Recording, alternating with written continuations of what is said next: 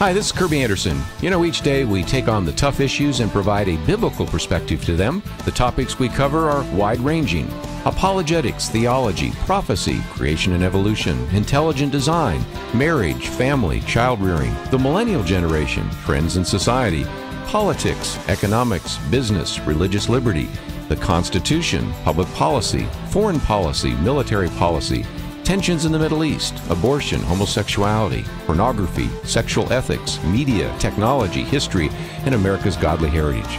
We talk about anything that affects your faith, your family, or your freedom. So don't go anywhere, because Point of View starts right now.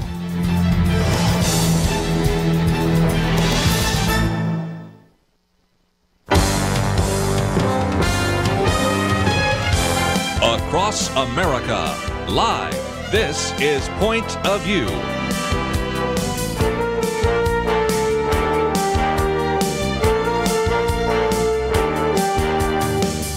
And now, Kerby Anderson. Thank you for joining me today here on Point of View. It is our weekend edition. We have a full round table of guests and commentators, and we're going to be talking about everything from religious liberty to the Values Voter Summit, two individuals back from that as well.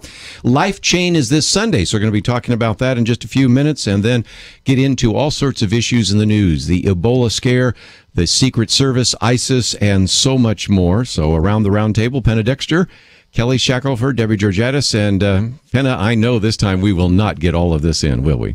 We won't, because we have all the religious liberty issues and some of the things that we discussed in D.C. at the Values Voter Summit, but there's also the Ebola news, the Secret Service news, the ISIS news. It's all there, so I don't know. We're going to need a shoehorn. I don't see how we're going to do it. But Kelly Shackelford, let's come to you.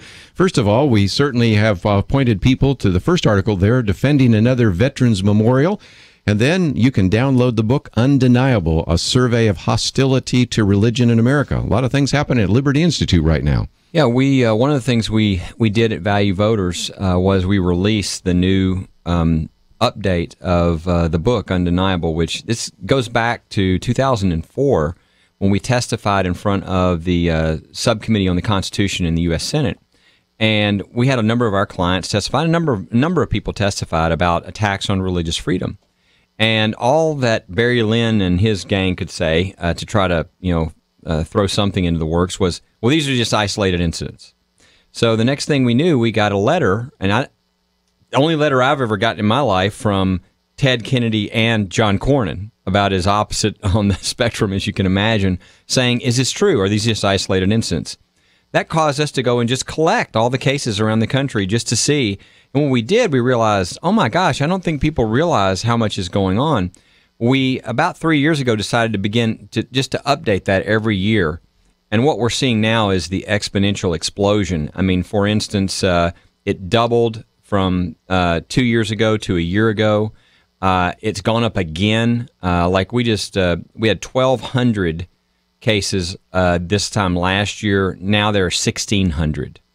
And it doesn't matter what your scenario in life, where you are in the country, how old you are, whether you have money, whether you don't, whether you're religious, whether you're not. I mean, these attacks are going on right near you and probably impacting your family. So I would just encourage people, they can download this for free if they'd like to. They can order one of the hard copy books from us, and they're free. We just encourage people to make a donation. I want people to carry these into their Sunday school, because what people don't realize this, and if you just give it to them and let them thumb open, just quickly glancing through, they're blown away because they're not being told all of these. And these are all published, these are all things that if we had the ones that actually occurred that weren't in the press or in a filed lawsuit, we wouldn't have enough books. So these are just the ones that made it to the public. And that alone should overwhelm people when you think of how many cases are occurring in 1 year. So this is a new edition of it. So folks got it last year. Did you have to throw some out to get room for the new ones for this one? We're just adding. This book's just gonna, we're gonna add every year as long as we keep adding, additional cases where we're growing the number of cases every year. I hope that one day we don't even have a book because we've just stopped all of this. That's our goal at Liberty Institute, is getting back to the religious freedom that our country was founded upon. But it shows you there's a real problem, and people need to use this resource. It's a really good resource again, just about 2 or 3 sentences for every case, so that you can look at almost 10 cases on a page that you view. I downloaded, I think, last year, and I will certainly look forward to downloading this most updated one. What they really speak to, in part, is just the growing, I don't know if the term is belligerence, but at least sense of entitlement of those who happen to not be religious. There's the American Humanist Organization or Association, Freedom from Religion. There's just more of a sense of entitlement about we're entitled not just to have freedom of religion, but to not have to look at anything that symbolizes religion. Yeah, and it's funny, freedom, it's like that, the group, it's just so funny they call themselves Freedom from Religion. What a dumb name. Because pretty that's descriptive, though. It's if there's freedom from speech, there's no freedom of speech. If there's freedom from religion, there's no freedom of religion. Nobody in this country has a right to not hear something they disagree with or hear about a religious thought that they disagree with. The only way you have that kind of freedom is if you lived in something like the former USSR. I mean, you live in a totalitarian country, maybe there because you don't have the freedom to express yourself. But that's why it's important. We are going to lose these if we're not willing to stand up for these. And one of the good things is people are, I think, beginning to stand up. And the most recent case you just mentioned is the Bladensburg Cross. And I mean, this is a cross that was put up out in Maryland, 100 years ago, and it's one of the oldest World War I memorials in the country. And there's a lawsuit to tear it down. This is, if you want to see sort of what is really going on, it's this religious cleansing attempt. They do not want religion or religious expression anywhere in the country.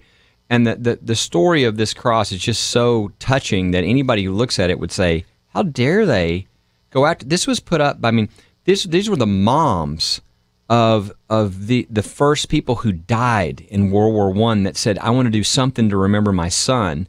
They're the ones behind this, all the way back as far as in the early 1900s. I think it was put up first in 1925, and now there's a lawsuit to tear it down because it's a cross. So I guess that's back before crosses were controversial. You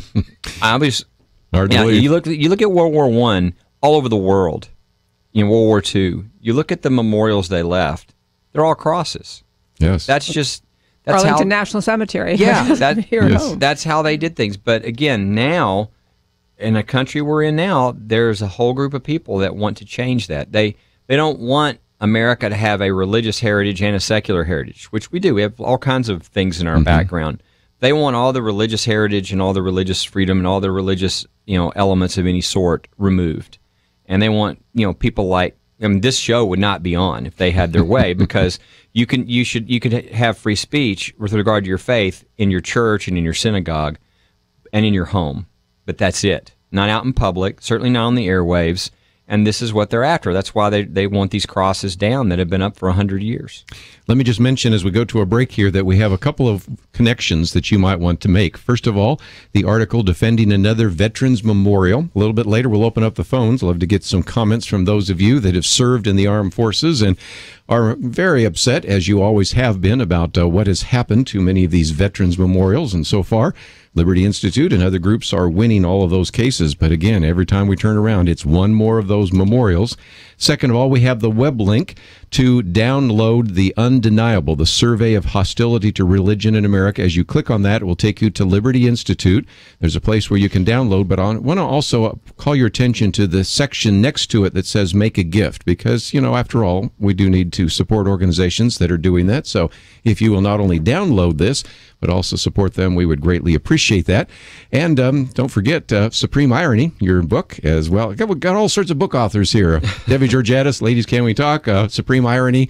We got talking about that the other day with, of all places, people, Alan Dershowitz. Yeah, that was kind of interesting in the interview that we had. You got a chance to hear my commentary where I mentioned you. We're going to take a break. We're going to talk about Life Chain and then maybe a report from the Values Voters Summit. All that coming up right after this.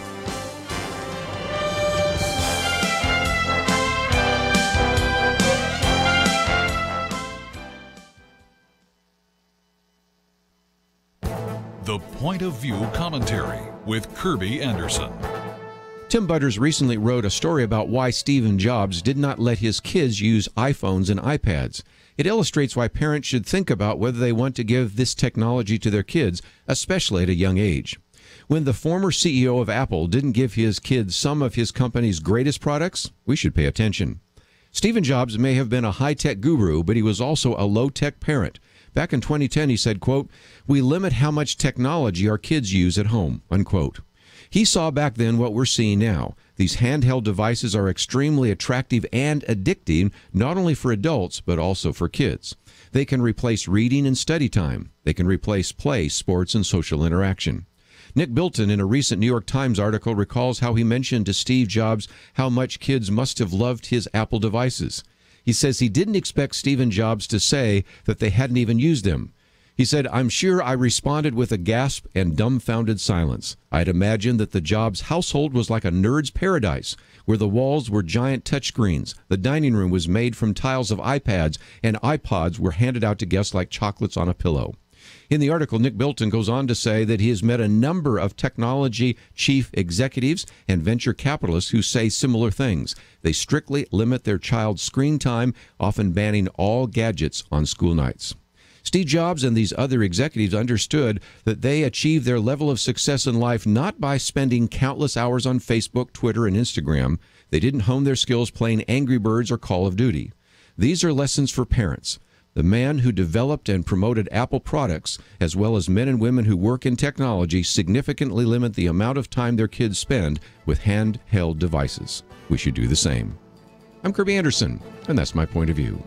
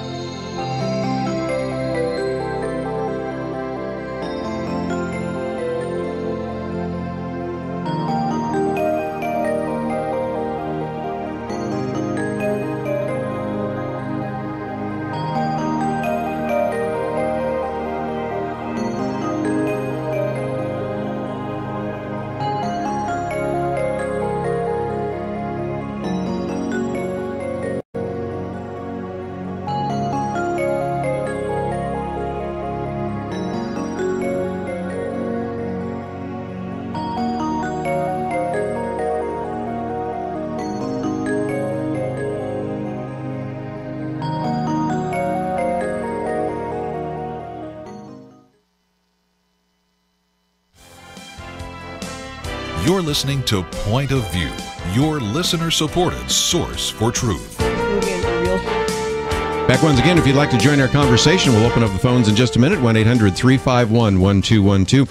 But one of the things we always like to talk about, Penna Dexter, is Life Chain. This is an opportunity for people that maybe aren't quite as political to actually still go out and testify to life. And I've been out there with my kids standing at a street corner holding up signs, and some people honk because they're happy with us, some people honk because they're not, but it's just a great testimony. And in just a minute, we're going to have Sharron Albertson on with us to talk about that. Well, I've done Life Chain too. It's been a while, but it raises awareness of the pro-life movement. It's a peaceful way of demonstrating. And I love this one testimony from Savannah, Georgia, where this lady said she came to the Life Chain there, and she said, 10 years ago, I was driving by the Life Chain and decided not to have an abortion. Well, let's see if we can go to Sharron Albertson. You've known her for many years and certainly worked with her at Golden Corridor Republican Women. Penna? Hi, Sharron. Thanks for being with us. First, I want to just kind of introduce you because Sharon's quite an activist on all conservative issues and certainly a political activist, but she heads up the Life Chain effort for the state of Texas. Sharron, thanks for joining us. Glad to be with you. Does it seem like a year since we talked? No, it doesn't. And, I feel bad that it's probably actually the last time I've talked to you because Sharron has worked in politics in my local area, and we've done a lot together in the past, but we seem to be so busy. We all know about that. But Sharron, this Sunday is Life Chain Sunday, so just tell us, first of all, just kind of explain what Life Chain is. Okay, Life Chain is a peaceful, prayerful, public witness of pro-life Americans standing in honor of 56 million lives lost to abortion, praying for our nation, for people in crisis situations, and for an end to abortion. It's a visual statement of solidarity by the Christian community that abortion kills children and that the Church supports the sanctity of human life from the moment of conception to natural death. You can tell I'm reading that off of our website. That's your mission statement. But Sharron, it's so interesting because now we have so much, in a sense, progress since Roe versus Wade, where we've come back and restricted abortion in many ways. There are court battles over some of these laws that states are passing. So in a way, we have raised awareness, but Life Chain continues to take place every year. And, do you sense that there's a greater participation over the years? This is the 27th year for Life Chain, and the coordinators across the United States and Canada continue to say the response is so much more positive than it used to be. People going by, tooting their horns a little bit. You still get an occasional person who is upset. But it's amazing how it's true. The pro-life generation that this is coming to really be accepting. In fact, different coordinators have told me even this week that people have stopped and joined them at a Life Chain. Really? Even people on their bikes going by, they want to be part of it. So it's amazing that we can do something this positive, and it's a sacred time, really, while people are out there praying. On the back of the signs that are provided are songs and prayers, definite code of conduct. We don't interact with the public, a slight smile if they are showing approval, but it's really a solemn time in a way. Then at the end, we celebrate with taking a picture with the people holding their signs, showing the camera all the different sayings on the signs. There are 11 different sayings now. Life, the first inalienable right. Jesus forgives and heals. Abortion kills children. Adoption, the loving option. Yeah. Abortion hurts These are women. all great concepts. Yeah, pray to end abortion. Pregnant need help, 1-800-712-HELP. I'm forgetting some of them. Well, Sharron, what if people across the country listening want to participate on Sunday? It's this Sunday. How can they do so? And also, is it too late to organize a Life Chain for this Sunday? Is it too late? Oh, some people hear about it, and if they have a group already that does stuff together with them, they do need to have signs. But to find where the Life Chains are across the United States and Canada, they can go to lifechain.net and click on their state, and all of the states have Life Chains, in fact, Washington, D.C. even. So if they want to put one together, though, we're really suggesting that they use the alternate Sunday, which is always the last Sunday of October. There are many Life Chains, however, that are in other months. We have, I think it's 5 different cities that do a Life Chain once a month on either the first Sunday of the month or second Sunday or something like that. In some areas, they do a Life Chain at Roe versus Wade time in January. We have some that are done on Valentine's Day, Mother's Day, Father's Day. But if you want to be part of this Sunday, just go to lifechain.net and find out where Life Chain is happening near you and just go, correct? Right. And then to order the signs for a later time, they can also click on signs on that website, and it takes them to the printer in Colorado. Again, we have a link to lifechain.net, and Sharron Albertson, we thank you so much for standing in the gap and reminding us of this event this weekend. And go to that link and then go to your state, and it will probably show you where you can already join a group. But if not, there's some other alternatives. So thank you for joining us today here on Point of View. Do you have time for my favorite story? Please. A man in California was telling me, maybe I told you this one last year because I had heard it just before that, I think.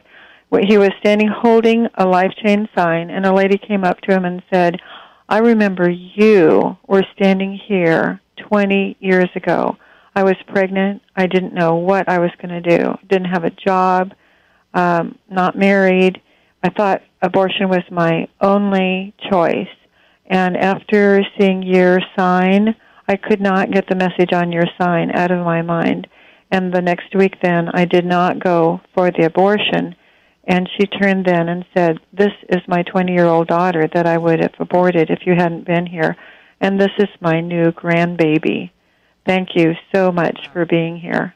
What a great story. Good way to end it. Sharron, thank you so very much, and encourage as many of our listeners as possible to join Life Chain this Sunday. So thanks for being with us today. All right. Let's just, before we take a break, we've got at least two of you that were at the Values Voter Summit. And Penna, we had a chance this time last week to talk to you by phone, but give us your impression. Were people energized, excited, ready for the election? What's going on? Oh, yes, people are energized. And of course, it's not only this election, as I mentioned last week, that people were gearing up for. It's the 2016 presidential election, because there were possibles who might be running on the Republican side that were actually there speaking, and they had a straw poll to see who everybody's favorite was. So if anybody wants to know, perhaps later in the show we can talk about who those winners were. It's a little suspense, Yeah. But yes, it's always great to go because you get to hear from all kinds of the conservative stalwarts. I think one of my favorite speeches was from Michelle Bachmann, who's a great friend of Point of View. Of course, she's leaving Congress, but she always puts together a thoughtful speech that's very inspiring to kind of rally the troops to keep going and moving on. That's what it was all about. It was great. Kelly, I know that you had a chance to have a coming out party for Undeniable, as well as a variety of other things at Liberty Institute. Yeah, it was great. Really enjoyed being there, and every big speaker that you can imagine, anybody thinking about running for president, certainly on the Republican side, was there. And so some excellent speeches and some really good people. I mean, the heroes of, most of the people who are listening to this, you name your hero, they were probably Kelly there was one of the speakers. Yes, Kelly was one of our heroes. I got to ask you, though, certainly, Penna, one of the things you said that touched your heart was Melissa Klein. Aaron and Melissa Klein. They had a bakery in Oregon. Matter of fact, this next week I'm teaching not only creation in one class, but also homosexuality in another class, and I already was putting pictures of them up there. But they really were, if you will, the darlings of the conference, because she just shared out of her heart, broke down crying a couple of times. Tell us a little bit more about what happened. They were the darlings of the conference, at least that part of it. And, I didn't expect that. I saw them. They were up on the stage at a table. They were describing their situation. There's a lawsuit against them. And I think what strikes me is these people who serve young married couples who are helping with the wedding, they make it a point to get to know the couple. They tailor whatever they're doing, whether it's the cake or the photography or whatever, toward that couple. And a lot of times they're motivated by their faith. And that was very true of Melissa and her husband. They were both up there. And their bakery was called Sweet Cakes by Melissa. And, of course, this lesbian couple came in. And they would serve a lesbian couple with cakes, but they would not serve a wedding because they don't believe marriage is between two people of the same sex. And so they're pretty much out of business now. They'll do some individual clients, but they've been, because of the state of Oregon and how they've come down upon them, they have really had to pull back. They've got 5 kids.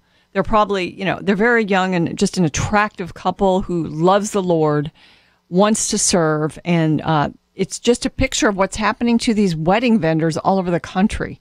So I think people got a real view, because when you tell a story, especially a true story, I think it sinks in even more, and it did. Well, again, we're going to take a break, but I think we've already posted some pictures of them so that you can learn a little bit more about them, see their picture, and then, of course, you can watch the video, which, if you would like to see what they had to say at the Values Voter Summit, bring a handkerchief, right? You had a chance to. Yes, Debbie, I watched it this morning. I did need a handkerchief. I do urge everyone listening to go to that link and watch their story at Values Voter Summit. Well, again, that's at our Facebook page, and we can certainly talk about some of those other issues when we come back, but also want to get into a couple of issues in the news. We have issues like Ebola, the Secret Service, ISIS, and so much more. So let's take a break. When we come back, we'll continue our roundtable discussion and then, of course, open up the phones for your comments. All that coming up right after this.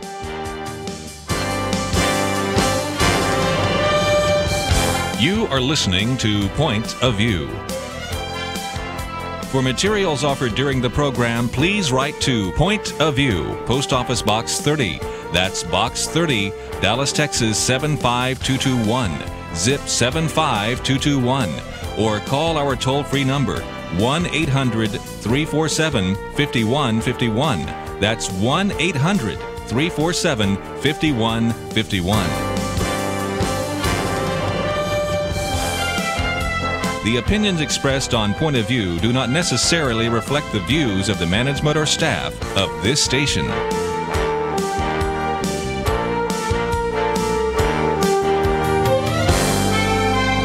Point of View will continue after this.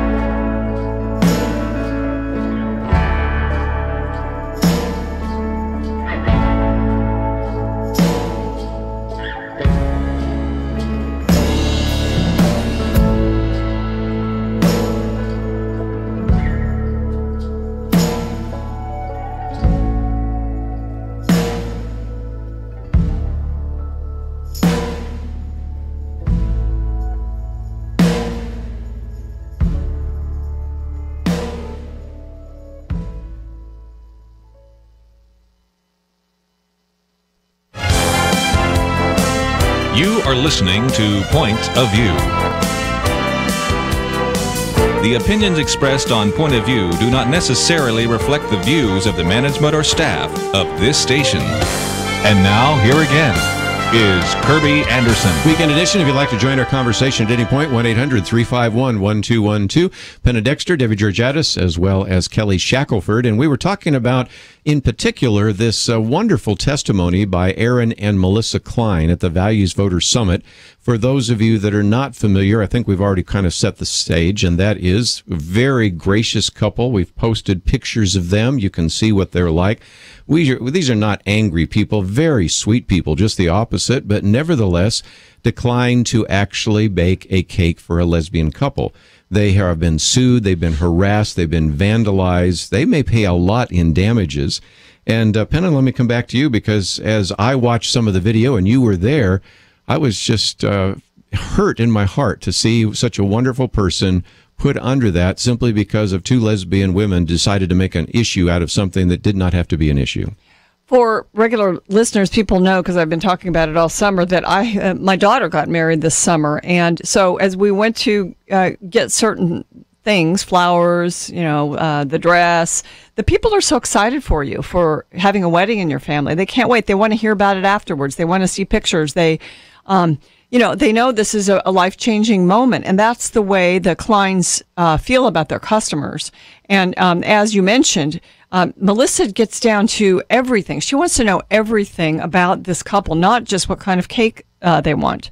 And so when confronted with this whole different quote-unquote kind of marriage and couples that are, of the same sex wanting this, a Christian couple in good conscience, I mean, you really, if you're walking with the Lord, you're probably going to make the same decision the Kleins made. But the unfortunate thing is, if you live in a state like Oregon, where they have these non-discrimination type laws and other laws that require businesses to serve people's, regardless of their sexual orientation, they come down on you. And it's really sad. And I know that, legally they could probably win if they chose to step in. But right now, as it stands, they have just pulled back from some of their business because they refuse to call a wedding cake something that's for a same-sex couple, and to do that. And so, she would tell the story, and then she would just have to stop, and, the tears would just come. And it was heartbreaking. Debbie, where did you come from that interview? Because you had a chance to watch it later. I did. I watched it just this morning, actually. I really do encourage people, as I mentioned a moment ago, to do that. I guess three things stood out to me from their presentation. It was the husband and the wife together at that summit. One was a husband talking about how he was told by Representative Oregon's, whatever it's the state agency that prevents discrimination, that he could not even go out and advocate for his view because he could be fined. He said what he was told was he could be fined for advocating discrimination. That was one point. Another one was that they said this is not about sexual orientation. It's just about marriage, that they have customers who are obviously in same-sex relationships and they sell them other things. It was their respect for marriage. And the other thing that I think just says so much about the intensity of the opposition from the other side is this gentleman, Aaron Klein, said not only did their business suffer, but the people who sued them went after the other vendors they work with. They have vendors that work together, all supporting a wedding, and they went after the other vendors too, and the other vendors were told to cut off and stop dealing with them. So there's just an angry insistence on the only way you're allowed to think about this is the way that advocates of same-sex marriage think. You aren't even allowed, we will destroy you, kind of an attitude that I think is it's far uglier and aggressive than anything this lovely young couple was doing. Kelly, I thought we had free speech. I didn't know that by even talking about this, that could be illegal, unconstitutional advocacy. Yeah, no, not in these people's mind. They don't believe in an America where there's freedom of speech and freedom of conscience. It really is despicable behavior. Do you think there was anywhere that they could go and get, a baker? Especially in the state of Oregon. Yeah. I don't think there was a problem. Everybody knows there wasn't a problem. And these cases are not about, they try to make them like it's back during racial discrimination when literally they couldn't have a place to eat. The hotels wouldn't let them stay in a hotel.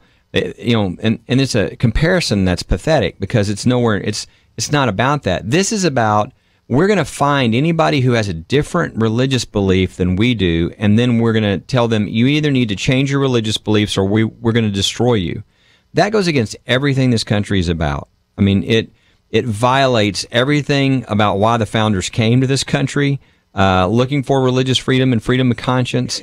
And the thing that frustrates me as somebody who lives in this area is how foolish it is.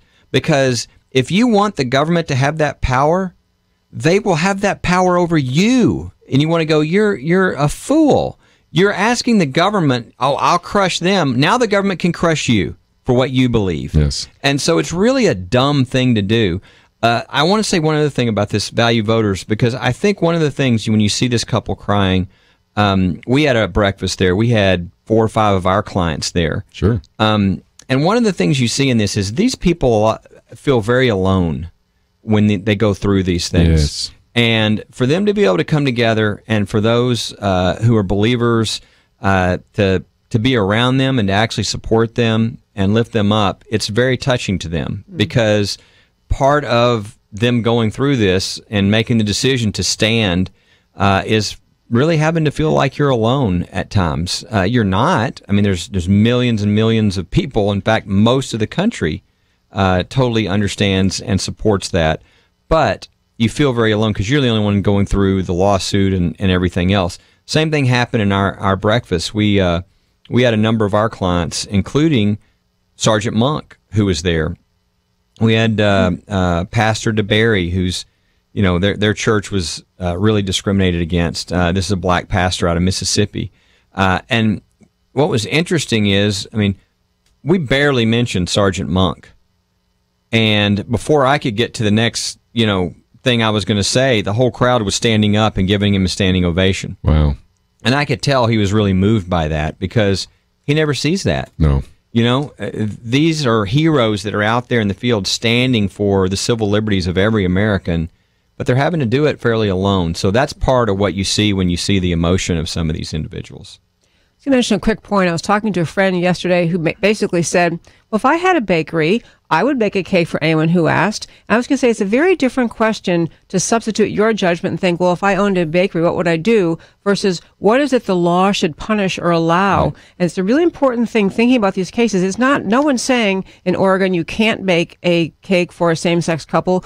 They're saying you must. And it's a really important thing to stand up. What ties on to what Kelly was saying a moment ago about the idea of law and principle in our country that includes you actually have freedom of religion, and not just to think it alone in your church, but to live it in your conduct of your business and your life. Yeah, for instance, if you were having a wedding and for some reason you insisted upon having pork, would you really go, let's see if we can find some Muslims or some Orthodox Jews, and if they dare not provide pork for us because it violates their faith, we'll destroy them. What kind of warped thinking is that? But that's what's going on in this situation. One other thing I wanted to add to this, that didn't happen in their case, but it did happen to Jack Phillips, and he was with Masterpiece Bakery in Colorado, where they not only said you have to do it, but you have to go through re-education classes. Now, going back to your analogy, if indeed you even compare this to the civil rights, which I think you've already shown that it doesn't, even in the height of the civil rights movement, the reaction from the African Americans, NAACP, and all sorts of different groups, Southern poverty groups and all that, was to show love, not to try to put people out of business. But even if they wanted to shun a shopkeeper that was a segregationist, we never talked about sending them to re-education camps. So there's another element to this that we have never seen before. So even if you accept that there is no difference between gay rights and civil rights, and I think everyone around the table sees real differences, but if you just even concede that, this is a whole new element of animus as well as re-education that I've never seen before. Yeah, you got to finish that phrase. It's re-education by whom? Yes, once you say re-education by the government, I think everybody now realizes the government is now in control of what I am allowed to think, what I'm allowed to believe. Again, that's not a free society. That's not the United States of America and the Constitution that we have. One thing I noticed with these groups, I've been going for so long to different meetings of conservatives and social conservatives, is we're codifying sin now.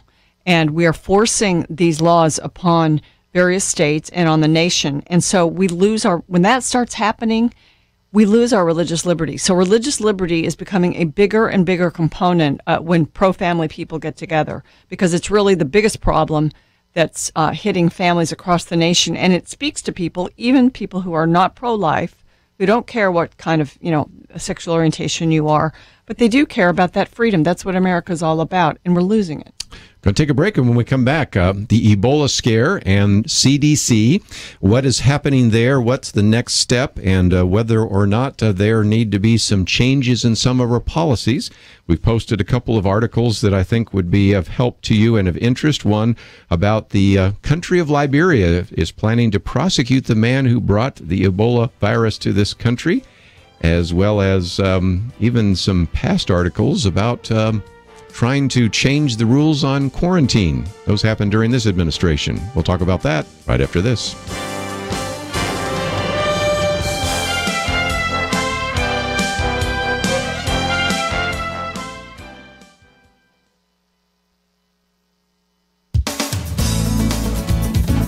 This year marks the 50th anniversary of President Lyndon Johnson's War on Poverty. Since its inception, we spent $22 trillion on it.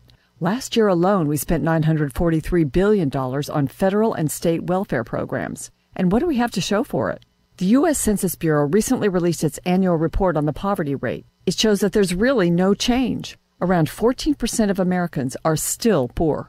But if we look at the standard of living of those classified as poor by the Census Bureau, we see a very different picture than we did back in the 60s.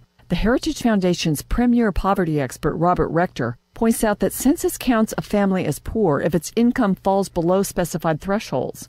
But in counting family income, census ignores nearly this entire $943 billion welfare state. According to Heritage, over 100 million people, about a third of the American population, received aid from at least one of the nation's 80 means-tested welfare programs in 2013. This statistic does not include Social Security, Medicare, or unemployment insurance. As a result, the actual living conditions of those classified as poor have been improving for decades. Less than 2% of the poor are homeless. The typical person defined as poor lives in a home that is in good repair, not crowded, and larger than the average dwelling of a non-poor French, German, or English citizen. Robert Rector also points out that this census-identified poor family's home has air conditioning, cable or satellite TV, and a computer. 40% have a widescreen HGTV, and another 40% have internet access. 3/4 have a car. About 2/3 have 2 or more cars. Surveys by the U.S. Department of Agriculture show the poor mostly reporting that they were not hungry even for a day during the prior year.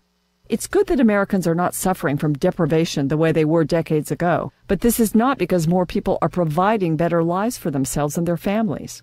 The war on poverty was declared to increase self-sufficiency, not to create a bigger and bigger welfare state with more and more people dependent upon the government.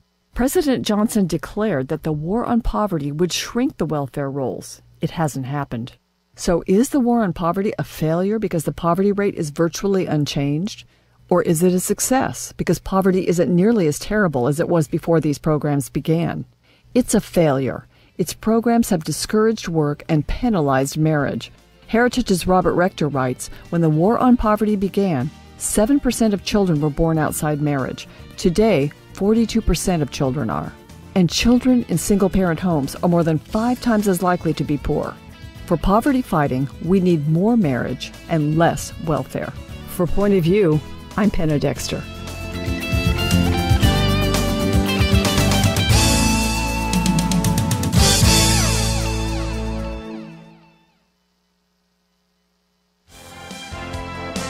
Now, back to Point of View, your listener-supported source for truth. Weekend edition, let's get into some of the issues in the news. And of course, when you talk about Ebola, there's a lot to cover, but we'll try to see if we can pick out at least a couple of issues. As many of you may know, this is a man who came from Liberia. A few days ago, we didn't even know his name because the Centers for Disease Control said, well, you know what? we should honor his privacy. And I'm thinking, if you are carrying a deadly communicable disease, I don't think you are allowed privacy. For a while, we didn't know what airplane he was on. We did not know how he came here. They just simply said he came to visit his family. But anyway, he walked into an emergency room not far from where this studio is, I might mention, on September 26th. Apparently didn't tell all the story, although there's some question as to whether or not he did let out that he was from Liberia, but it didn't cause any real alarms to go off, and so they sent him home with some antibiotics. 2 days later, on September 28th, he comes in an ambulance and tests positive for Ebola. We have all sorts of issues to address. That is, how contagious is Ebola, whether or not we have government policies that have been changed in terms of quarantine. I think Peggy Noonan's comment as well about some of the bureaucraties during the CDC hearings are significant. And I might just say to our listeners around the country, since we're here in Dallas, I think we've paid even more attention to some of the hearings and have been appalled at some of the lack of information and candor that's happened. What do you think, Penna? Well, one of the things that they always say is you can only catch it through bodily fluids. And so that's supposed to make everybody else feel fine. But bodily fluids can be communicated through a sneeze. And so people on airplanes are, of course, nervous about these kinds of diseases. People that are going to be in close contact. We found out now that there are 100 people in Dallas being followed and questioned that could possibly have come into contact with him. I mean, at first it started out there were 5 and then 18, and now it's 100. And I'm sure they'll eliminate some. There are 4 or 5 children in the apartment where he was staying. Yes. And so the schools that these kids go to now have had to have measures taken. And it's just very interesting to hear this quote, because Peggy Noonan was talking about assurances. The assurance from the superintendent of schools in Dallas, Mike Miles, and how, everything is fine. How does he know? I mean, it's a 3-week incubation period. We just can't believe these, we've been burned lately a lot. Think of the IRS scandal. So we can't believe these assurances, and so that's why everybody's a little bit on edge about this. This, by the way, is the same CDC that a while back we reported had exposed its own scientists to anthrax and to a variety of other diseases. And then again, you recognize that the people out there on the streets, they aren't CDC trained. So I saw one picture where this individual, Thomas Eric Duncan, had thrown up where he was vomit. They just spraying it down. That's just vaporizing it and sending it all through the community. And of course now we're sort of used to Ebola patients coming back. We have the NBC cameraman. They're bringing him back. Remember how big it was when we brought Dr. Brantley back? And now they're bringing this media guy back. Yeah, it's like, okay, that's not even lead story anymore. It's not even on page 10 sometimes. Yeah, I think first, Peggy Noonan's story, it's very accurate. And I would point all this directly at the president. I think the whole country has lost faith in anybody telling the truth because he's been the leader of this effort. I mean, yes, you can keep your doctor, right? I mean, go through all the Obamacare lies. I mean, these are just out and out lies. And we know what politically has been done. They go out and they say whatever politically they think will work, even if it has no, connection to truth. So I think people have now just they don't trust anything that this government says, and certainly the CDC is ultimately under his power. And especially if they need to keep calm, which is what's going on. Now, the other problem, I think, whole different problem is this, I'll give you a different analysis of this. I was talking to a 4-star general, and he said to me that if we don't get this PC stuff under control, it will destroy the military. He said, because I cannot give good advice to the president, and people can't in that atmosphere. People won't tell the truth. And this same thing applies to the CDC. There were things that the Bush administration proposed that made a lot of sense that weren't implemented by the Obama administration because of PC. The same reason they wouldn't refer to where this guy was from. I mean, hello, that's kind of basic information if your goal is really protecting people. And so really, I think this is going to force a whole discussion on really what is the best policy for this. Should we be having flights come from a place where, there are thousands of people with Ebola, and when it takes 3 weeks for it to incubate and show up? I think, if you asked the CDC what they should have done based upon medical, they would have probably said those people shouldn't be flying here. But for other reasons, for politics, we're willing to, because we don't want to hurt somebody's feelings or don't want to appear in some way, we're willing to destroy people's lives. And that's very dangerous when PC gets to the point where it's harming other people. The other one I wanted to add to the table is when we were supposed to cover AIDS, the issue. Penna, remember when we talked about all that? With somebody that was HIV infected, we wouldn't do the standard contact tracing you would do with other communicable diseases. Did that not set us up as well for the sense in which we won't contact individuals? I mean, you would think that common sense would say this individual, Thomas Eric Duncan, was on these flights. He went from Monrovia, then he went to Brussels, and he came to the United States. He was on these flights. Anybody was on this flight. Anybody was in these airlines. That did not happen for days. We did not know his name. We did not know where he came from. We were simply told this is a man who came to visit his family. Right. It made me a little nervous thinking, some people in Dallas might want to avoid the whole area where he lived, but we didn't know for days where he was. Now we know where the apartment was. We know he was at Presbyterian Hospital in Dallas and all of that. But, it's interesting to hear the CDC head, Friedman, talking about the border and how we cannot stop people coming in with this. We can't do that common sense activity. Yeah. No, we have to go to Africa and to send our troops there to stop the epidemic. Well, I mean, whether you agree with doing that or not, to say, no, we have to contain the epidemic there. We can't stop people from coming in here. I mean, I don't know why. I guess they don't want to ever close our borders for anything. Of course, we have the enterovirus that all these young kids are getting. That came from Latin America. Yeah. But Debbie, your thoughts? I had exactly the same reaction both of you alluded to about the concern. We have had political correctness tell us we can't criticize or even question who's coming across the border, where they come from, what their issues are. And the overtone, the political correctness is that somehow you are intolerant, xenophobic, you have some problem if you don't just embrace everyone, to the detriment of America. I mean, I had a really odd flashback to when after John F. Kennedy was killed and the Warren Commission looked into it. There was a lot of talk at that time that they didn't really want to tell America the whole truth, because we couldn't handle it. That was because a lot of Americans can't handle this. And maybe this thinking is, however alarming Ebola is, they think we can't handle it, it is one thing with the truth behind whatever happened with Kennedy, but everyone is entitled to the best factual information that the government has to protect ourselves and our families. Well, again, they finally got some information out. That is, you can't get it from mosquitoes. And we do know, if I can go to Epidemiology 101, the R0, which is what you use to look at patient 0, and that's Thomas Duncan, is very small. Measles, its R0 is like 18. In other words, a typical person has measles probably will split it to as many as 18, whereas Ebola's kind of in the 1 to 2 category. But again, all it takes is to get some kind of infection where that virus is in some liquid medium and you then rub your eyes, it goes into a cut. And we're already seeing a lot of people that are getting it in Africa. Why do we think it's not going to spread here in the United States if we don't take very significant measures? One other point I was going to make is a little bit slightly different angle, but this gentleman came here from Liberia because it's now acknowledged he wanted to get to the best care he could. Yes. And yet here in America, we're working very hard under the Affordable Care Act to destroy or diminish the quality of the American healthcare system. In Liberia, I just looked it up, the average income per year of an individual person is $500. The government is in transition from dictatorship through civil war, trying to get to democracy. People come to America because we're stable and because we have a fabulous healthcare system created by freedom, liberty, the free market, competition, rewarding doctors who work hard, who do research, who come up with new ideas.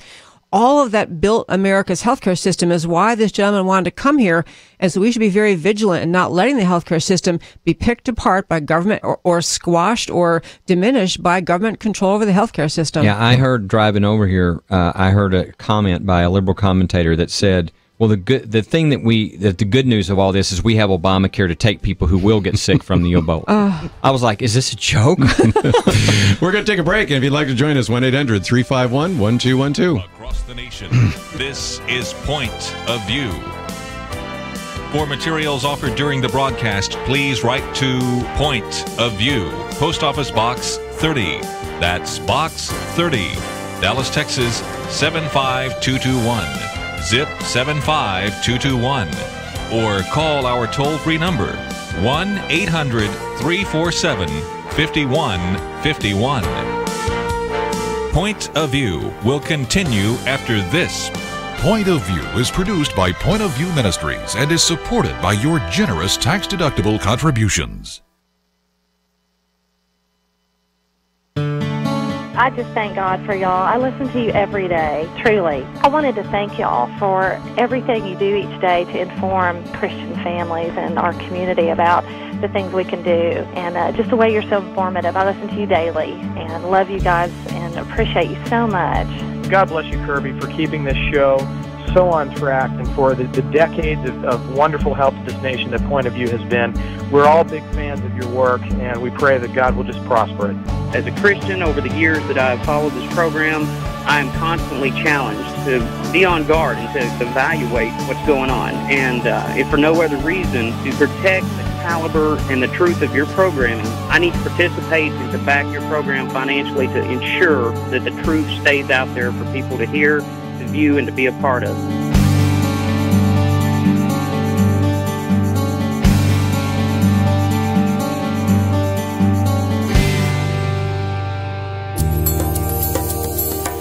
This is Point of View Radio.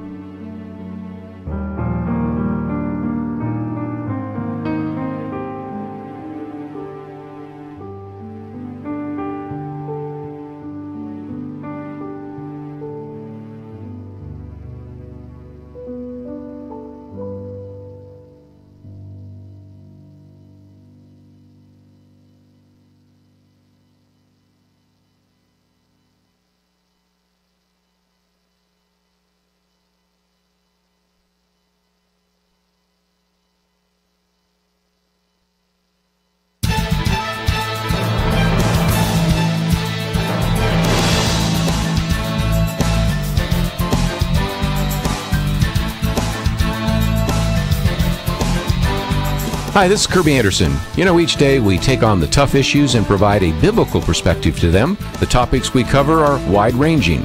Apologetics, theology, prophecy, creation and evolution, intelligent design, marriage, family, child-rearing, the millennial generation, trends in society, politics, economics, business, religious liberty, the Constitution, public policy, foreign policy, military policy, tensions in the Middle East, abortion, homosexuality, pornography, sexual ethics, media, technology, history, and America's godly heritage. We talk about anything that affects your faith, your family, or your freedom. So don't go anywhere, because Point of View continues right now.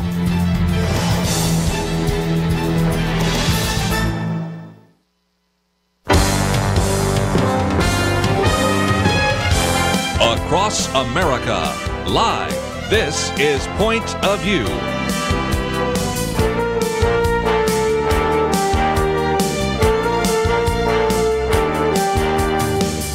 And now, Kerby Anderson. Second hour today at our weekend edition. If you'd like to join us, 1-800-351-1212. Penna Dexter, Debbie Georgatos, as well as Kelly Shackelford. And we've been talking about Ebola. We'll do that for a little bit longer, then move on to some other issues in the news, because there are so many today. The issue of the Secret Service, some of its failures and a resignation. Also want to look at the election. By the way, I might mention that we have now launched our election resources section.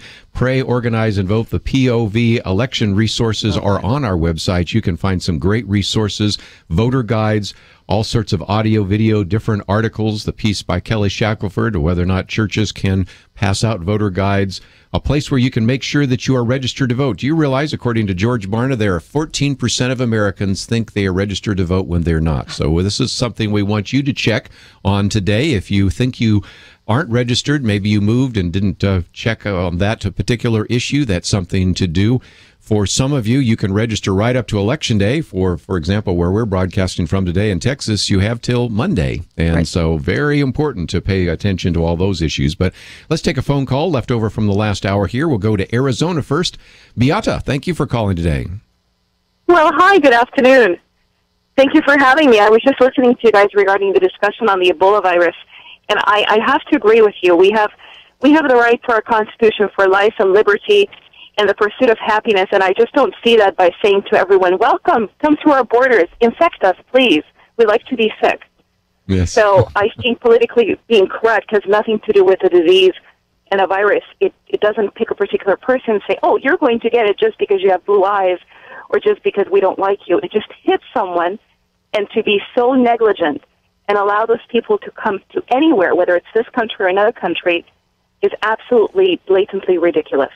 I appreciate your comment. Penna, let me come to you for just a minute, because we were talking about the CDC just a minute ago, and I think a very good article came out today by Peggy Noonan. It relates both to the one on Ebola, as well as the one that we will be talking about in just a minute, the Secret Service, as well as one we probably won't get to today, the IRS. But certainly she talks about sort of the mindset of bureaucrats today, which is very different than what it was just, say, a decade or two ago. Yeah, and in the middle of the article, first of all, is called The New Bureaucratic Brazenness, and she always has a piece that comes out on the weekend, so people can go and see it. I don't know if you have it up at the website, Kerby, but she talks about the reaction of government officials when there is a crisis. And, you know, we would all like to think that our government has our safety and well-being as their first priority. But she says, no, really, the number one priority is somehow it's sort of forestalling the panic.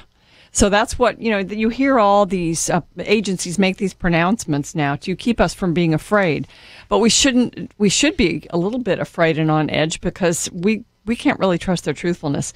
Then the second priority, she says, is connected to that first one, which is to assert the excellence and competence of the agency with which you are associated. So the head of the CDC will say, yeah, we've got it. You know, we'll take care of it. And you're supposed to believe that. And then the third one is to keep the public safe. And that's reversed. The first one should be to keep the public safe. Well, again, I just think we are getting political correctness running amok, aren't we, Kelly? Yeah, absolutely. I mean, again, you can keep your doctor, you can keep your plan. I mean, you know, people don't believe what they have to say in this administration. And so one of the reasons that becomes dangerous is when something like this happens, now you can't trust what they say.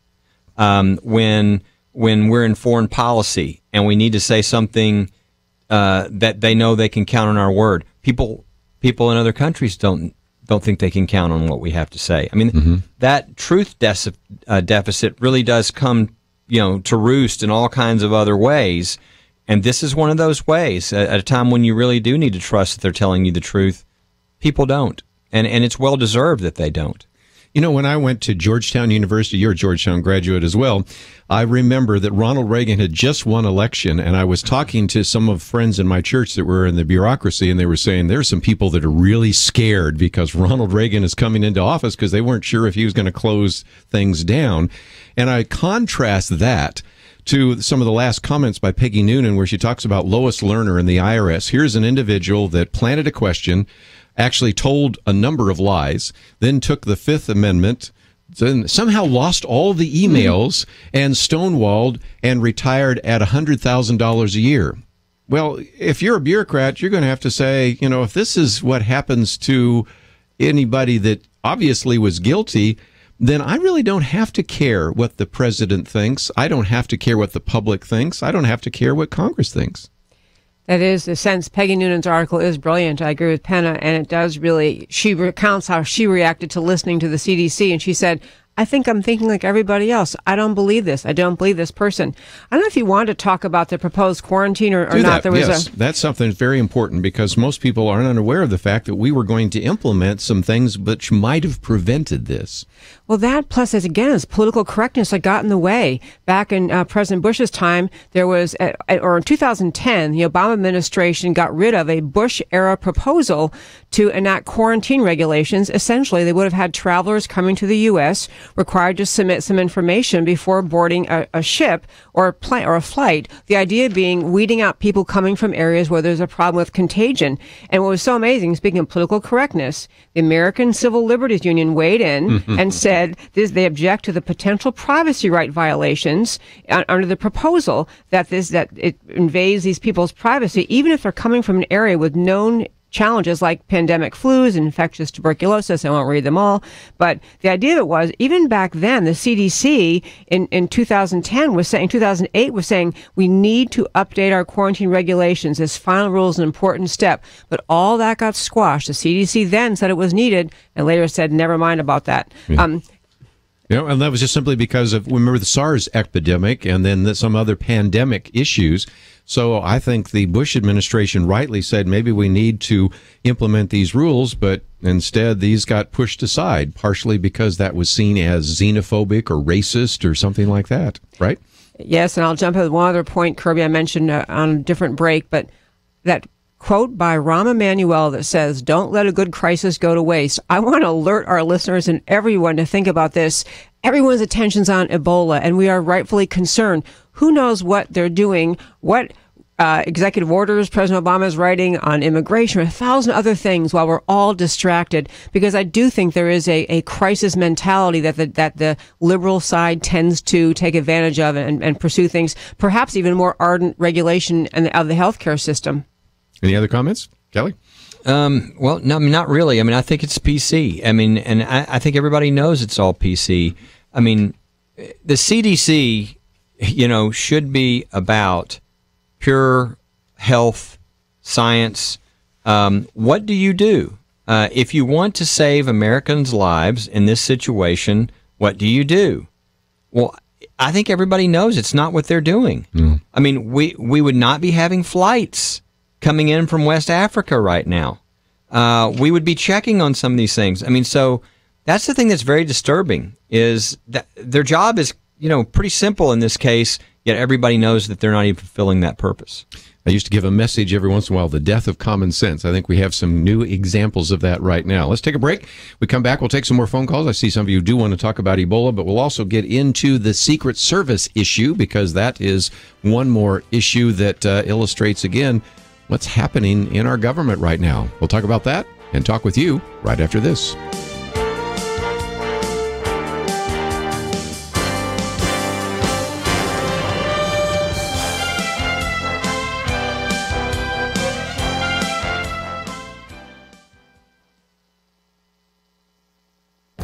The Point of View Commentary with Kerby Anderson.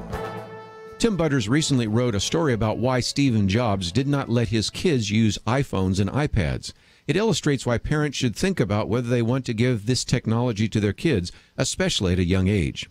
When the former CEO of Apple didn't give his kids some of his company's greatest products, we should pay attention.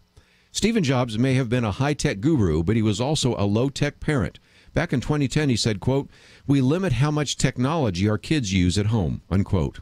He saw back then what we're seeing now. These handheld devices are extremely attractive and addicting, not only for adults, but also for kids. They can replace reading and study time. They can replace play, sports, and social interaction. Nick Bilton, in a recent New York Times article, recalls how he mentioned to Steve Jobs how much kids must have loved his Apple devices. He says he didn't expect Stephen Jobs to say that they hadn't even used them. He said, "I'm sure I responded with a gasp and dumbfounded silence. I'd imagined that the Jobs household was like a nerd's paradise, where the walls were giant touchscreens, the dining room was made from tiles of iPads, and iPods were handed out to guests like chocolates on a pillow." In the article, Nick Bilton goes on to say that he has met a number of technology chief executives and venture capitalists who say similar things. They strictly limit their child's screen time, often banning all gadgets on school nights. Steve Jobs and these other executives understood that they achieved their level of success in life not by spending countless hours on Facebook, Twitter, and Instagram. They didn't hone their skills playing Angry Birds or Call of Duty. These are lessons for parents. The man who developed and promoted Apple products, as well as men and women who work in technology, significantly limit the amount of time their kids spend with handheld devices. We should do the same. I'm Kerby Anderson, and that's my point of view.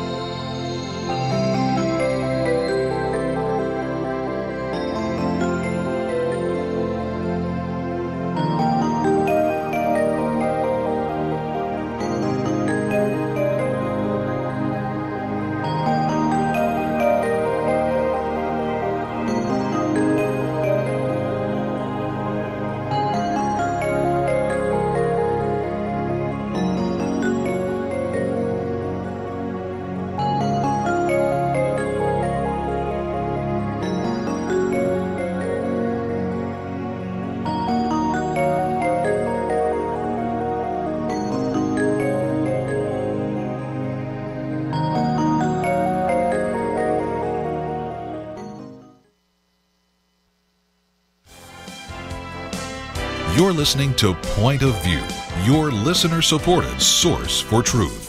Back again. If you'd like to join our conversation, 1-800-351-1212, our weekend edition.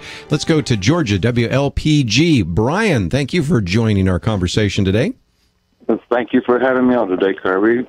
Kelly, Anna, I would like to ask you if those of us who are vexed like righteous Lot at the lawlessness which we see every day, and who have prayed for the United States for decades, and yet see the exact opposite happening, where can we flee? To South Korea, to Alice Springs, Australia, to Peninsula Antarctica, or just get a boat and float in the South Pacific and live off of fish? Yeah. I think we should stay here and fight to make this country a place of freedom, because we can't. We can't just always run away every time there's a threat to our freedom. We should stand up and fight for it. Yeah, Tim Wildman uses that example. He says, where can we go? Well, we don't go anywhere, so we stay here and fight. It's the same answer I think Abraham Lincoln gave. America is the last best hope, and Bill Bennett writes about America, the last best hope. It is. We have to preserve it. We're the only ones who can. And back to Ebola and Christians preserving America, I just want to make this point. I pray every day, as all the listeners do, but this idea of Ebola being out of control, we need to pray with things like the 91st Psalm, the 23rd Psalm, affirming, it's like we forget the presence of God in all this hysteria over Ebola, but prayer for protection and clarity and clarity about God's omnipotence, it's vital right now. Right. And how many, again, I was, one of the thoughts I had earlier, and we got going so much I forgot, which is the example of what I was trying to point out, is how many of us have been praying for this individual who is fighting for his life.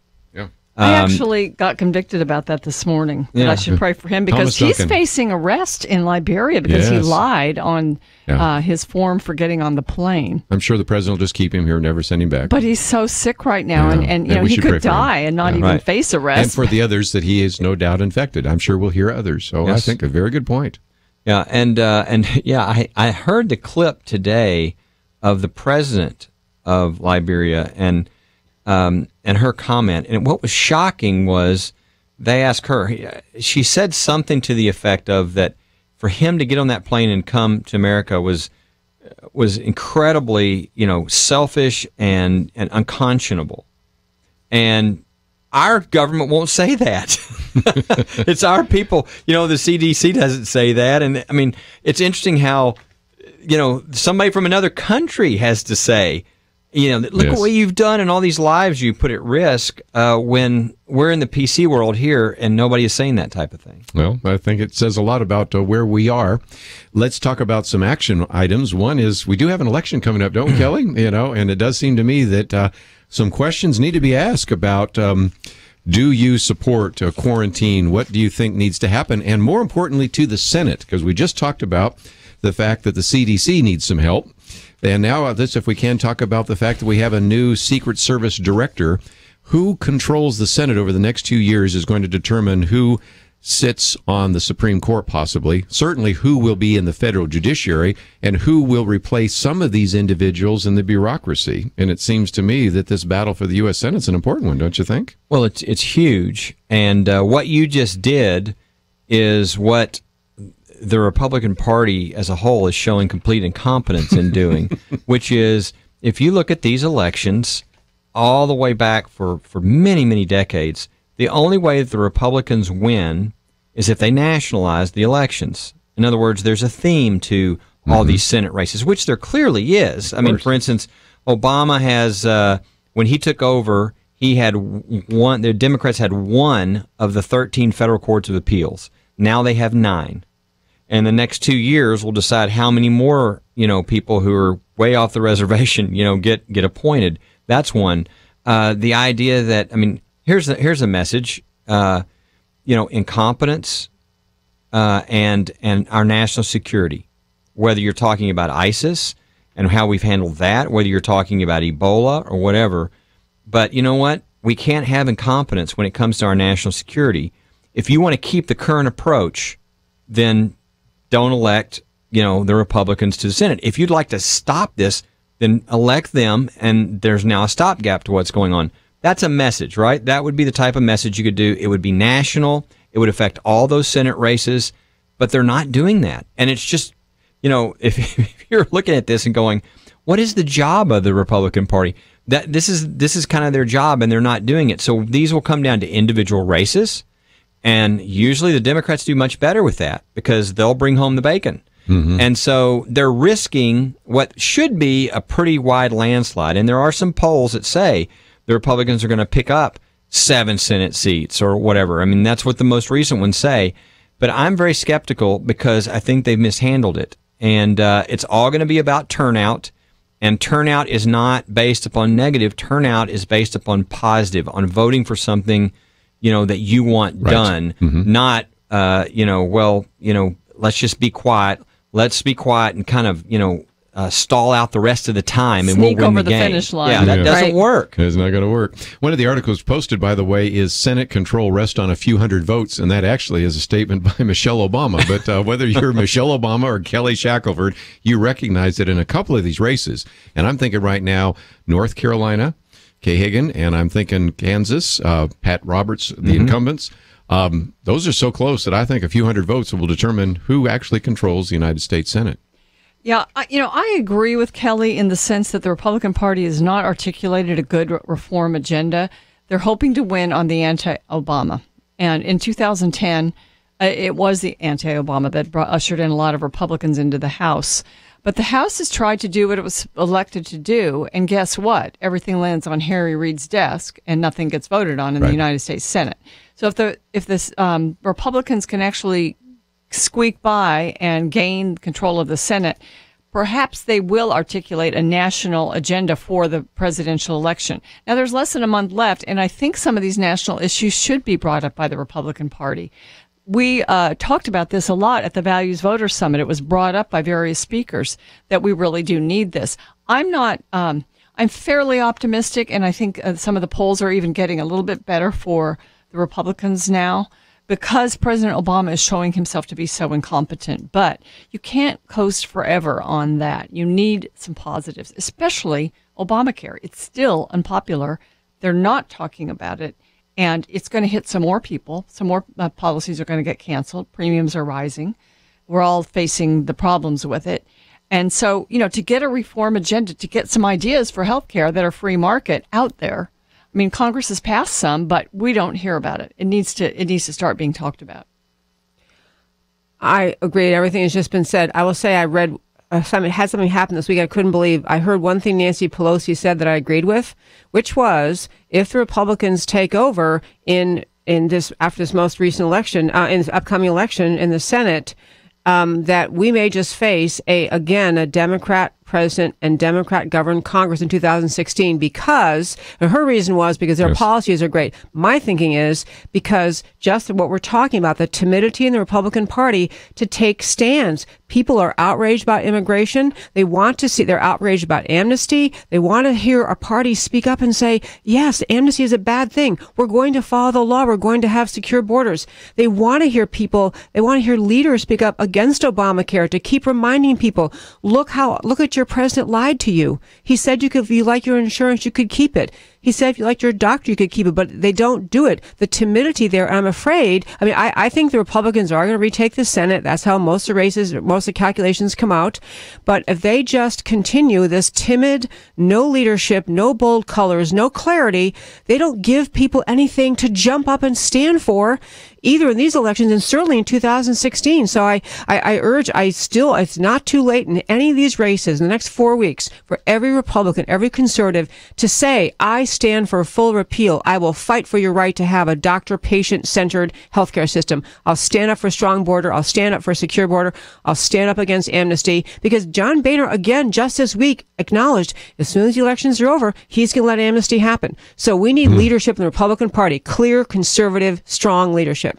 Just before I take a break, let me just mention that we have actually developed our Pray, Organize, and Vote, our POV section, and you've got, first of all, the voter guides, and it's pretty complete, but each day I want you to go back because we'll add more and more. But we have voter guides, all the voter guides with American Family Association, all the voter guides from the Christian Voter Guide, all the ones from Faith and Family Coalition. Matter of fact, Ralph Reed's going to be with us, and we'll talk more about that. We have all the ones from the Family Research Council. Then we have all the statewide groups. Kelly, you're very familiar with that. Focus on the Family, and Citizen has all that. We have the Family Research Council one. Am I wearing you out so far? We've got lots of great resources there, and that's just in the button that says voter guides. Then we also have a number of books that we recommend, and those are books by everybody from Ben Carson and Tony Evans and certainly Wayne Grudem and all sorts of people. And then we have a section on articles. So many of you have questions. Is it okay to pass out a voter's guide? Well, of course, we have Kelly's famous one there, as well as some others. And then we also have some very important, very significant kinds of computer opportunities here, because if you are not sure you're registered to vote, we have a place where you can put in your name and your address, and it can determine whether you're not on the voter rolls. And if you've moved recently, don't be one of those 14% of Americans who think they're registered to vote and are not. By the way, if you're not registered to vote, would you also go and register to vote as well? 30 million Christians didn't vote last time. You are listening to Point of View. For materials offered during the program, please write to Point of View, Post Office Box 30. That's Box 30, Dallas, Texas 75221, zip 75221. Or call our toll-free number, 1-800-347-5151. That's 1-800-347-5151. The opinions expressed on Point of View do not necessarily reflect the views of the management or staff of this station.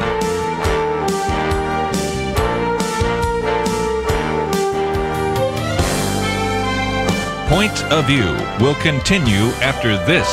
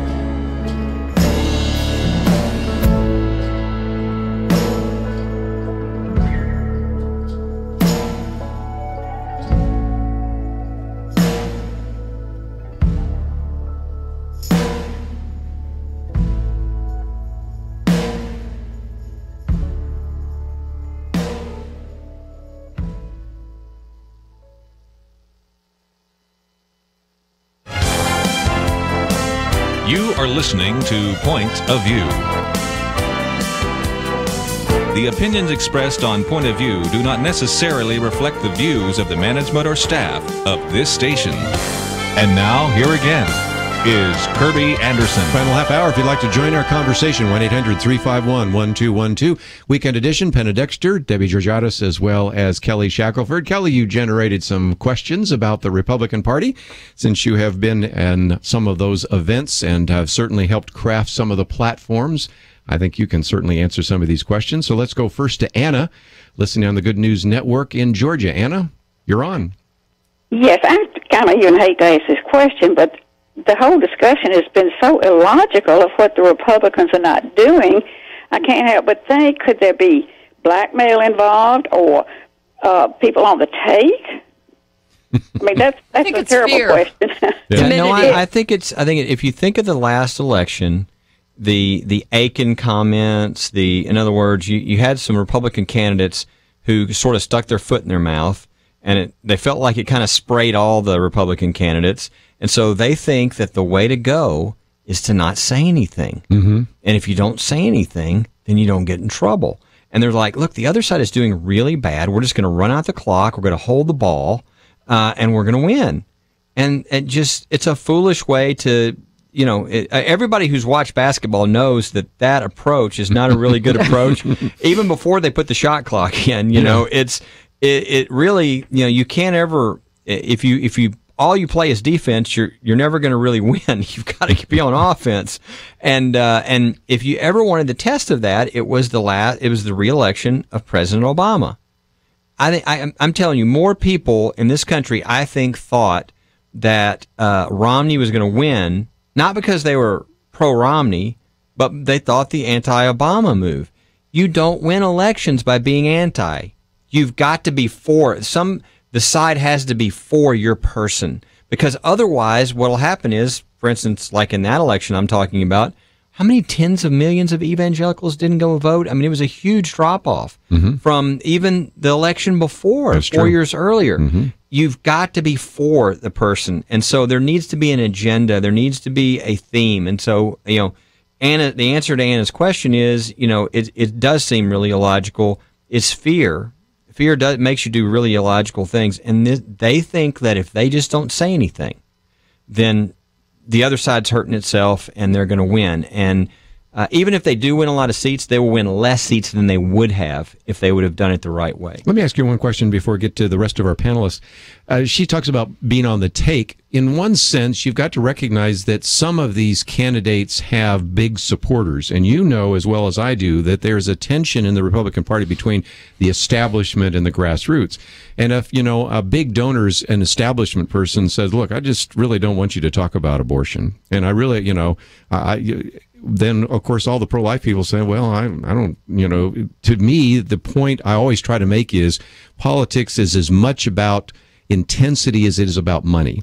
And if you aren't speaking to the social issues, all your social issues people stay home. They don't put up signs. They don't knock on doors. They don't give.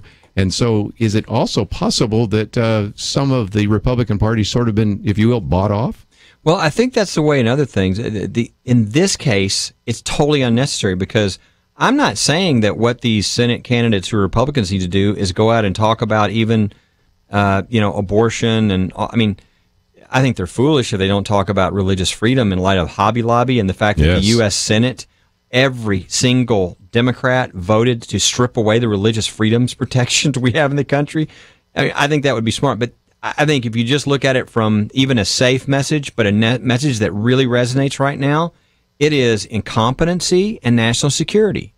It's that simple of a message that's probably one of the top things on everybody's agenda.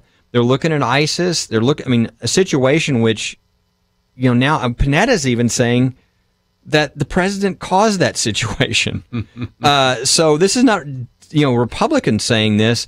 So we have clear incompetence there that is risking our national security and Ebola and all these other things. That's a message. It's not a real risky message.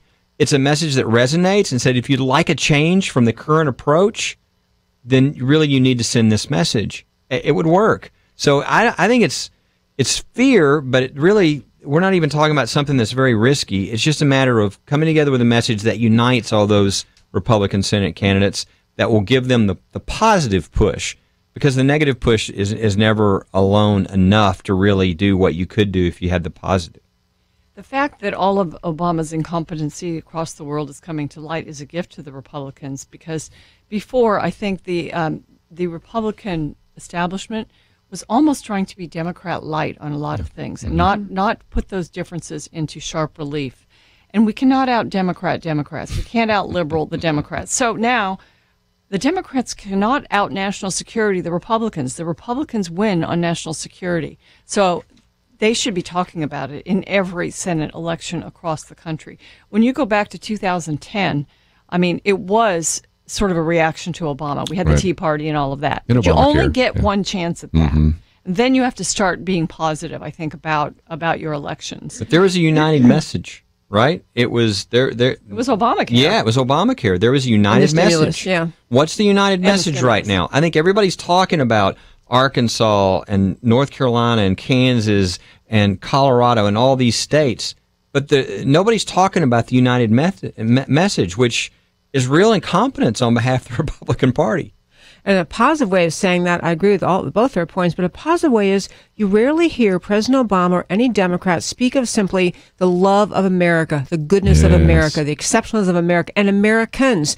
Right now, for example, amnesty is a huge issue, not just because we're bringing people in who didn't follow the law, but because Americans, families, moms and dads don't have jobs. And so a person on the right speaking of just love of America, the goodness of America, and the goodness of American people, and that they deserve jobs, and we need to shape our national policy, our economics around creating jobs for Americans. I think people would jump up and down and clap at that kind of message. It's simple, it's true, and everyone hears the anti-Americanism in what President Obama says on many, many subjects, and they know it's there. They don't like it. And just for us to say, we actually love America. We love what it's supposed to be, and come with us and vote with us. Also, one more thing, it's not smart to stay away from the social issues. I just heard a very good talk by Richard Viguerie, he was kind of in the Reagan years, really a leader in the conservative movement, but he talked about how before we got these pillars, these three-legged stool, national security, economy, and social issues, it was a two-legged stool, and the Republicans could never get more than 44% of the vote. And then when you add the social issues, you had Roe versus Wade. So you had that. Now we have the whole homosexual agenda. We have the religious liberty issues. And those issues that motivate this big sector of people that are not really looking at the economy or perhaps even national security.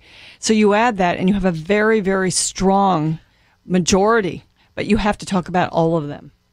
There was earlier a brief reference to some of the missteps some of the Republican candidates have made in the past and saying things that came back to haunt the whole party. You can touch on the social issues in a very positive and a very short manner. It just says, we support life.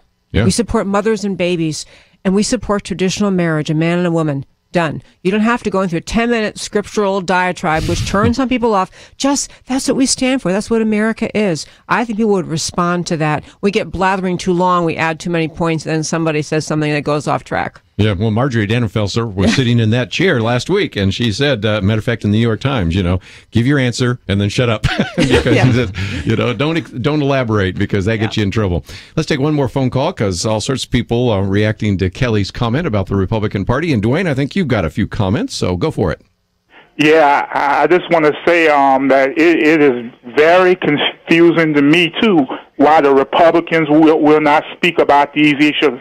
All these issues y'all mentioned are very important issues they should be speaking about to the American people, and yet they won't do it. I sometimes wonder if they're trying to trick us into voting for them, and then once they get into office, they will continue on the same path Obama got us on. I wonder about that sometimes.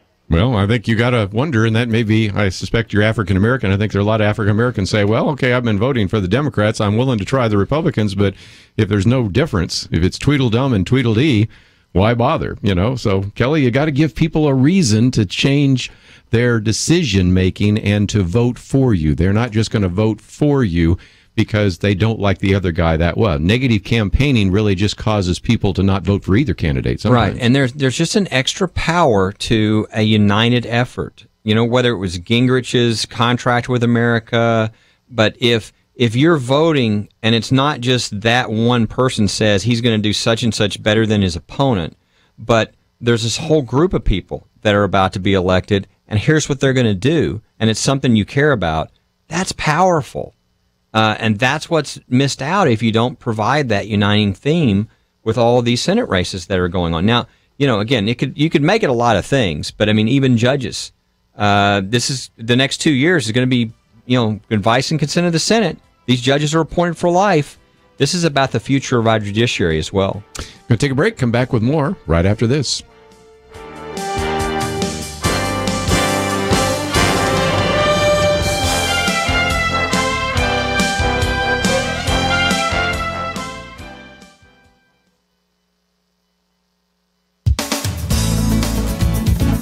This year marks the 50th anniversary of President Lyndon Johnson's War on Poverty. Since its inception, we've spent $22 trillion on it. Last year alone, we spent $943 billion on federal and state welfare programs. And what do we have to show for it?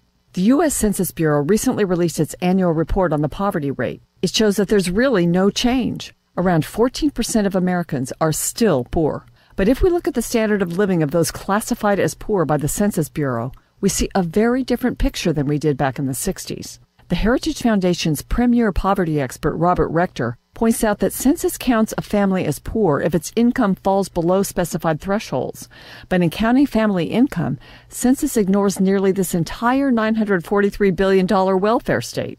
According to Heritage, over 100 million people, about a third of the American population, received aid from at least one of the nation's 80 means-tested welfare programs in 2013. This statistic does not include Social Security, Medicare, or unemployment insurance. As a result, the actual living conditions of those classified as poor have been improving for decades. Less than 2% of the poor are homeless. The typical person defined as poor lives in a home that is in good repair, not crowded, and larger than the average dwelling of a non-poor French, German, or English citizen. Robert Rector also points out that this census-identified poor family's home has air conditioning, cable or satellite TV, and a computer. 40% have a widescreen HDTV, and another 40% have internet access. 3/4 have a car. About 2/3 have 2 or more cars. Surveys by the U.S. Department of Agriculture show the poor mostly reporting that they were not hungry even for a day during the prior year. It's good that Americans are not suffering from deprivation the way they were decades ago, but this is not because more people are providing better lives for themselves and their families.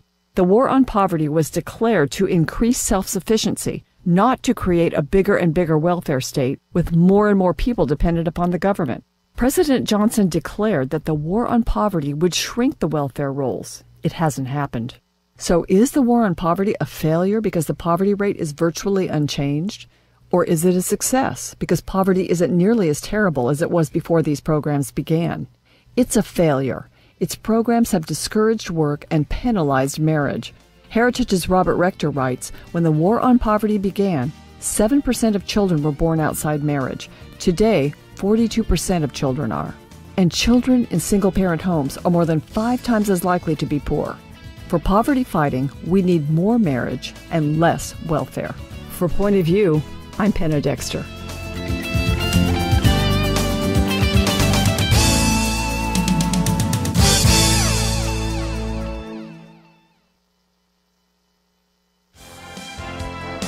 Now, back to Point of View, your listener-supported source for truth. Back for a few more minutes. We'll talk about the Secret Service in just a minute. But Kelly, let's also give people an update, and that is on a case that we followed in the state of Texas.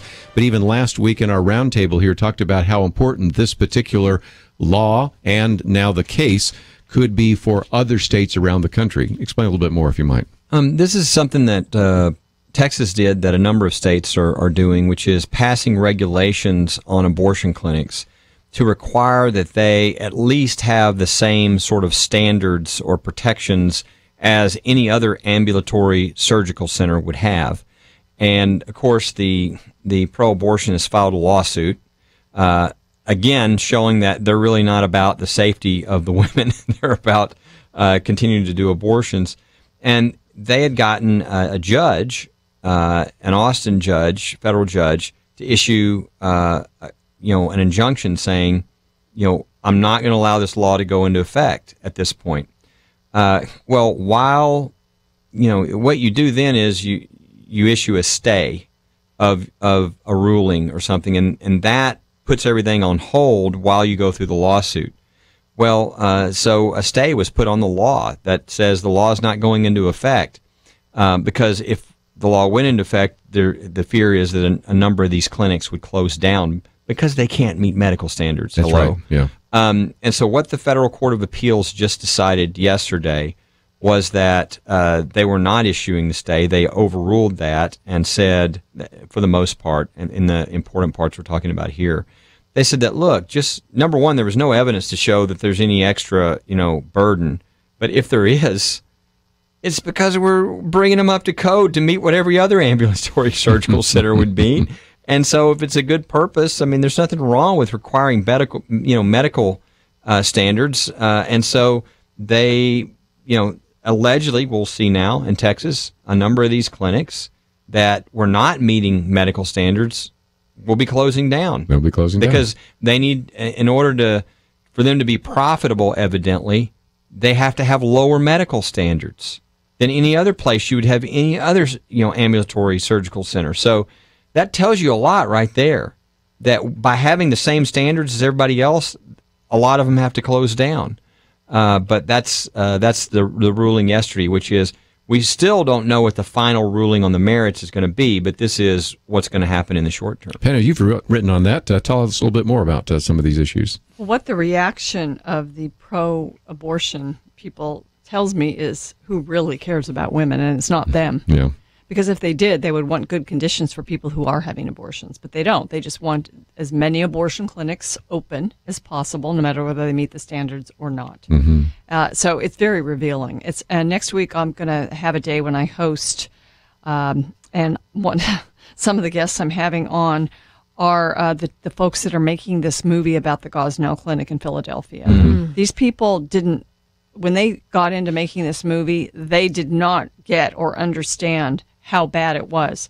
And there's all kinds of testimonies that will be portrayed from people that worked in that clinic. And they are so excited about making this movie. And you'll hear it when you hear them talk on Point of View. I think it's Wednesday or perhaps Thursday. And so I'm excited to have them on, because this is a story that we all know about it, because we're pro-lifers, and probably a lot of our listeners know about the Gosnell Clinic and the trial. But really, most of America wasn't paying attention to it. And so I think the movie will be a major motion picture. It will inform a lot of the country about how bad things can really be. And, what is this war on women? It's not as it's been portrayed. Let me get to the Secret Service. We didn't really talk about that very much, but one of the other articles we posted were 6 failures at Secret Service, and some of these, as people pointed out, were humiliating. The one that certainly began to get everybody's attention was Omar Gonzalez jumps the fence, runs across the yard, runs into a Secret Service agent, a woman who he just pushes down, doesn't really, just overpowers it very easily, makes his way into the East Room. If he had taken a left turn, he could have gone into the residency, but instead almost gets to the green room. And if that were not enough, after the testimony of Julia Pearson, then they also revealed that there was a situation in which the president was in an elevator with an individual who was a convicted felon who had a service revolver, and nobody ever checked to see that he had a gun. And, of course, you've seen other times where people have been next to the president. Remember the man doing the fake sign language in South Africa? I'm sorry, but, the stories go on and on and on. Debbie, you laugh, so you get first chance to speak to this issue. Well, I think a lot of people found the fake sign language person kind of entertaining, just thinking because anyone could do that, get up and just make a bunch of hand signals. But obviously it was a serious breach of security. I was really impressed with the statesmanship, actually, of the people on Capitol Hill looking into and examining Julia Pearson, asking what happened, because people can think that politics are so partisan that Republicans wouldn't really care if the Secret Service was lax in dealing with a Democrat president, but that was not at all true. This was about just protection of the office of presidency, regardless of the deep political divide, We want to have Secret Service actually responsible and careful in protecting our president. So I thought it was a great commendation on everyone involved in the political process. And as far as safety, gosh, if you can't have the Secret Service being top-notch protectors, then we need to make some changes. She sounds like she kind of needed to go. Yeah, I mean, I watched some of that testimony, and when she was asked directly whether she reports to the president when there's a breach of security, and she said yes. And then he asked her how many times she had in this past year done that, and she said once, which was the guy who jumped over the gate. I mean, it's just fascinating to watch. I mean, at that point, she's dead. I mean, she's gone because, you know, he knew that there was another incident, that somebody was in the elevator with the president who had a gun, who was who had been arrested 3 times, I think I saw. And anyway, well, do you think you'd want to report that breach to the president? And she admitted under oath that she didn't. Sure. And so it was very quickly after that she allegedly resigned. I think we know what happened.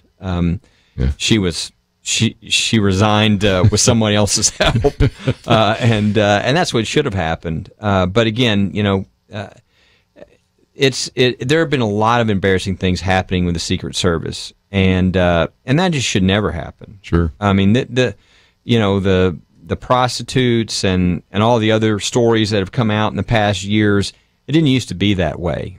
And I think that that's something that needs to be brought under control and needs to have good leadership, because that's about all Americans. I mean, you know, you have the president, something happened to the president, that really is something that, would you think ISIS or Al Qaeda, or do you think they would like to? Do you think they're paying attention to what Omar Gonzalez was able to do? Yeah. Absolutely. And before I get to Penna, let's just mention there's another obvious application, and that is, did you see the interviews and the questions that people like Trey Gowdy were asking of Julia Pearson? And some people are saying, well, what can we do in this election? Well, we need to elect more people that are like a Louis Gohmert or Trey Gowdy. Remember, Louis Gohmert was last week. We were talking about his BFF, you know, because he asked such tough questions of Eric Holder that he said, don't want to go there, buddy. He said, I didn't know we were buddies. But anyway, you know, same thing. Trey Gowdy asked so many tough questions. It was kind of like, Julia Pearson, it's time to go. And we need more of those kind of people. So if you are in a congressional district where somebody that really wants to hold the bureaucrats' feet to the fire, Penna, I think that's a good idea. Yeah. Let's remember the front door of the White House was unlocked. It was unlocked. They're going to put a porch light up there now, maybe lock it. That's what. But I mean, we're up on the end of the program. But dare I be so cynical to ask whether anybody's thought about the fact that Julia Pearson was brought in the aftermath of the prostitute scandal. Yes, so it was a politically correct appointment. She wasn't competent, and that's obvious. Yeah, it certainly was. We did pretty well. There is certainly an opportunity to have covered more in another couple hours, but we're out of time. But Kelly, thanks for being with us. Penna and Debbie, thank you so very much. Let me mention real quickly that, again, we have some opportunities for you to connect up with Liberty Institute, and undeniable, that download is available. We have the articles on the Veterans Memorial, also on Liberia and the Liberian Man, the 6 failures at the Secret Service, as well as Senate control rests on a few hundred votes. So lots of great resources. And don't forget, we've now launched our POV site, Pray, Organize, and Vote. Great resources. Check there. We'll be adding new material every single day, and you can find that at the website, pointofview.net. Doug, I want to thank you for your help stepping in for Andrew. I believe he's going to be back on Monday. Catherine and Chris, thank you for your help. Have a great weekend, and we will see you back here on Monday.